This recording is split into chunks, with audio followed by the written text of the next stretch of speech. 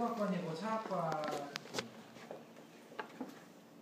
일단 제가 할 거는 아까 우리 사회자님도 말씀해 주셨지만 우석훈 박사라고 88만 원 세대를 쓰신 좀 약간 진보 계열에서 좀 유명하신 경제학자가 쓴 이번에 새로 낸 내릴 수 없는 배라는 것입니다. 이 책에서 박사님은 세월호 사건이 왜 일어날 수밖에 없었는지 그런 거를 이제 여러 가지 측면에서 바라보고 이제 우리가 부끄러운 삶을 살고 있다 이런 걸 말하고자 합니다. 일단 여기서 박사님이 얘기하고자 하는 거는 한국의 경제가 이제 거대한 갤리선으로 변해가는 중이다라고 하셨는데 이 갤리선이라는 게 이제 노를 젓고 이렇게 바람을 이용해서 움직이는 배인데 바람이 안 불면은 전적으로 노에 의존해야 되잖아요. 근데 이 노를 젓는 것은 노예잖아요. 그래서 이 배라는 것이 앞으로 나가기 위해서는 누군가의 희생을 필요로 하는데 이제 한국 경제도 이러한 갤리선처럼 누군가의 희생을 바탕으로 앞으로 나아가고 있다. 이것을 이 책에서 말하고자 합니다. 우석훈 박사는 이제 이 책을 해서 자신의 의견을 진행하는데 비추법이라는 걸 쓰는데 여기서는 최선의 설명으로서의 추론이라고 하고 그다음에 주어진 사실들로부터 시작해서 가장 그럴듯한 혹은 최선의 설명을 끌어내는 방법을 사용합니다. 일단은 이걸로 먼저 시작하고 싶은데요. 이거는 그 9월 2일 날 광주지법에서 이제 직접 세월호의 상명 기관사가 이제 말하는 내용을 인용한 건데 사고가 나기 보름 전 5층 조타실에서 선장 신모 씨와 다른 선원이 세월호는 대한민국에서 가장 위험한 배다. 언제 뒤집어질지 모른다. 너도 조심해라. 등의 대화를 나눈 것을 들었다고 전했다고 합니다. 그렇다는 것은 이 모든 세월호 사건이 예고된 것이었고 그다음에 피해갈 수 없는 그런 안타까운 사실을 이야기해주고 있습니다. 일단 우석훈 박사는 이제 단원고 학생들이 배를 타고 가다가 사고를 당했는데 왜 이제 꼭 배를 타고 갔는가 거기서부터 이제 궁금증이 시작했다고 해요. 이제 요즘에 교통이 많이 발달해갖고 비행기를 타고 제주도로 갈 수도 있고 비행기가 비싸다면은 좀 저가 항공에서 저렴하게 갈 수도 있고 다양한 방법들이 있는데 왜 굳이 배였을까 해서 질문을 시작해서 가격을 비교해봤더니 이제 인천 제주 노선의 3등선 학생들이 타는 걸 기준으로 보면은 7만 1,000원이 드는데 이제 비행기를 타고 간다고 생각해봐도 얼마 차이가 나지 않고 저가 항공인 경우에는 오히려 배를 타고 가는 게 비싸다고 결론이 나왔습니다. 그렇다면 단원고 학생들은 왜 굳이 배 안에서 하룻밤을 자야 했을까? 네. 그래서 여기서 질문이 시작됐고 박사님은 이제 왜 배를 타고 가야 되는지 알아보기 시작했는데 나온 게 첫 번째 단서가 이거는 2014년 3월 서울시 교육청 공문의 일부를 제가 따온 건데 여기 나와 있는 걸 보면은 카페를 타고 떠나는 수학여행은 남다르다. 항공으로 출발하는 여행과는 전혀 다른 추억, 낭만, 감동을 선사하면서 여유와 스토리텔링을 만들어 나갈 수 있을 것이다. 이런 식으로 나와 있는데 이제 여기서 궁금한 거는 왜 이제 서울시 교육청에서 이런 식으로 학생들에게 이제 카페리, 이제 세월호 같은 배를 타는 걸 추천했을까? 그래서 이제 궁금증이 시작된 거죠. 그래서 더 알아보니까 비행기가 아닌 카페리를 타고 수학여행 가는 게 좋겠다는 교육당국의 노골적인 권유는 2011년부터 그런 적이 보입니다. 이제 여기서 박사님이 이제 생각을 한 거죠. 혹시 이게 로비에 의한 것일까? 일단 거기서부터 시작을 했는데 이제 서울시 교육청이라는 큰 단체에서 하기에는 일단 로비의 수준이 너무 큰 거예요. 그래서 좀 더 자료를 찾아보다가 또 다른 단서들을 만나게 된 거죠. 일단 선박 연령 연장, 그다음에 비정규직 선장, 그다음에 무리한 거절, 불법 증축 등이 이번에 세월호에서 발견되었는데 이러한 것들이 다 법으로서 이제 허가가 된 거죠.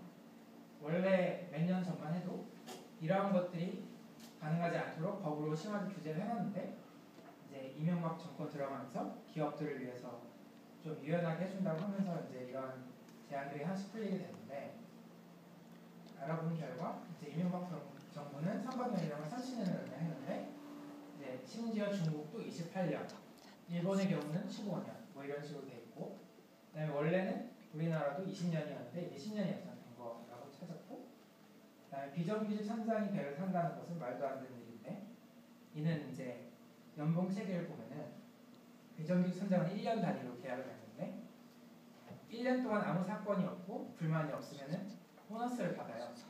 근데 만약에 무슨 문제 제기를 한다, 그러면 이제 보너스를 받지 못하는, 그래서 책임감이 사라지는 이러한 제한이 풀리게 된 것이고, 그다음에 세월호가 이제 수익성이 떨어져갖고 화물을 더 많이 실었는데 그것으로 인해 배에 손상이 가서 수평이 맞지 않게 됐다.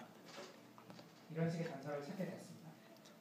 그다음에 또 하나 더 찾은 것은 청진 회원이 이제 2013년 교육훈련비로 사용한 비용은 53만 1,000원인데 이것은 이제 그 배에 타고 있던 승무원들이 한 끼 점심 식사값도 안 나오는 아주 적은 양의 돈이어서 과연 이것으로 무슨 훈련을 했을 것이며 그다음에 이것이 어떤 의미가 있는지 그걸 궁금했다고 합니다. 이것은 모두 국제 규격에 역행하는 일인데 왜 이런 일이 일어났을지 연구를 해봤다고 합니다. 그래서 알아본 결과 여기는 두 가지가 이유가 있었어요. 경제적인 측면도 있고 정치적인 측면이 있었는데, 경제적인 측면은 이명박 정권 들어가면서 기업의 편의를 위해서 여러 가지 제한을 풀어줬다고 했죠. 그것이 이제 고유가로 인해서 이제 페리와 같은 이러한 배, 비행기, 발전소 등 외부에서 석유를 공급받아야 하는 산업들의 수익성이 악화되었고, 그다음에 저가 항공 등이 늘어나고, 그다음에 KTX 노선이 늘어나면서 이제 다른 항공사들이나 뭐 배를 이용하는 그런 것들도 다 이제 수익성이 되게 악화가 되었다는 것이죠. 그런데 정부 차원에서는 그 이명박 정권이 대운하를 파고 그다음에 4대강 사업을 하려고 그렇게 노력을 했잖아요. 근데 4대강 사업을 해야 되는데 만약에 배를 이용해서 크루즈 산업을 하고 싶은데 수익이 안 나서 크루즈 산업이 문을 닫으면 정당성이 떨어지지 않습니까? 그래서 이제 최대한 그걸 살리려고 한 것이죠.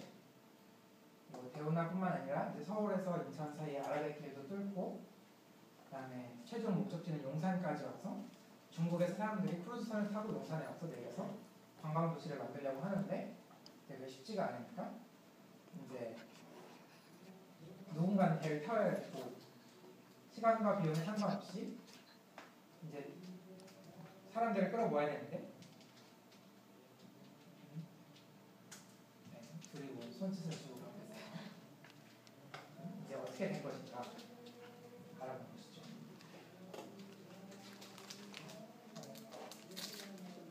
또 하나 문제가 됐던 것은 재난관리 컨트롤 타워의 부재인데, 사건을 기억하실지 모르겠지만 맨 처음 해경배가 근처까지 와서 구조 작업을 해야 되는데 이제 어선이나 다른 작은 배들이 구조 작업을 하려니까 이제 그러지 말라, 뒤로 빠져 있어라 이런 식으로 얘기를 했던 거죠. 근데 이것이 왜 그랬냐고 이 박사님이 생각해 본 게, 일단 2차 피해가 나면은 모든 것은 명령을 내린 이 해경의 잘못이 되는 거예요.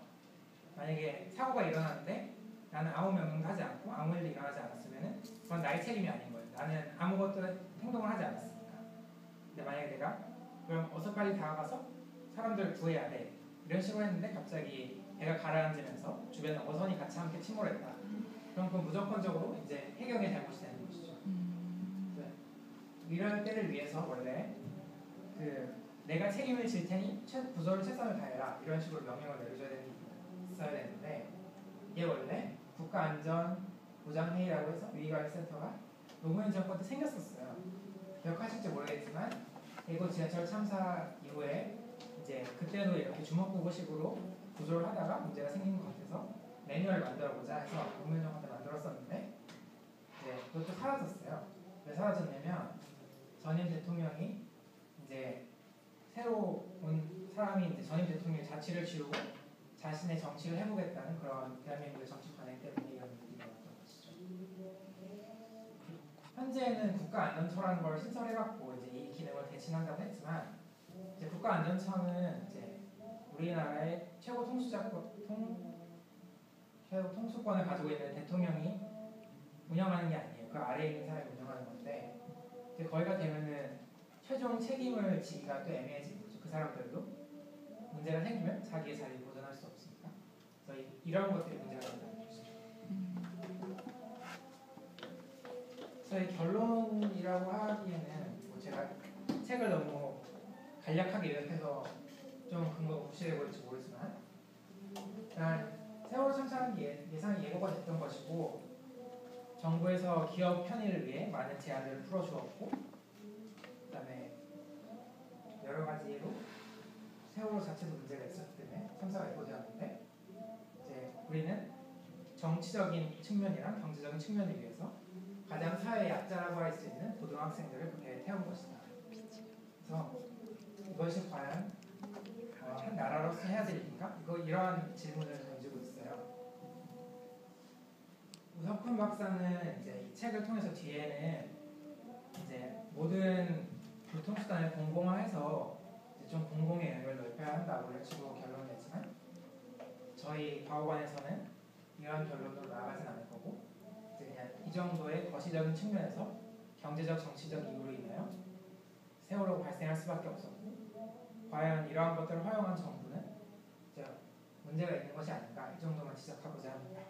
이 정도만 하겠습니다. 감사합니다.